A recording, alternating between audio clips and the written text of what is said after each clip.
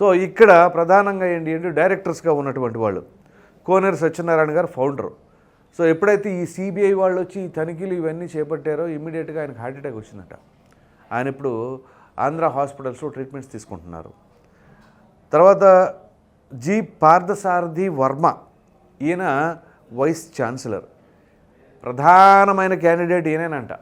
ఏంటి అంటే ఇప్పుడు మామూలుగా కోనేరు సత్యనారాయణ గారు అటువంటి ఆలోచనలు ఎప్పుడు లేవు, ఇట్లాంటి ఫేకులు ఇంకేదో చేద్దామని.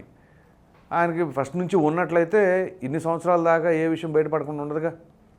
సో ఎప్పుడైతే ఈ వ్యక్తి వైస్ ఛాన్సలర్గా వచ్చినటువంటి సారథి వర్మ, ఈయన ప్రీవియస్గా కొన్ని కాలేజెస్లో చేసి, అంటే ఆయన అంతకుముందు భీమవరం డిఎన్ఆర్ కాలేజ్ మీకు తెలిసే ఉంటుంది. ఆ డిఎన్ఆర్ కాలేజ్ నుంచి బి++ గ్రేడ్ నుంచి ఏ గ్రేడ్లో అట్లా తీసుకురావటం, అంటే బి నుంచి బి++కి అట్లా దాని నుంచి ఏ గ్రేడ్కి ఇట్లా తీసుకురావటం అంటే మామూలు విషయం కాదు.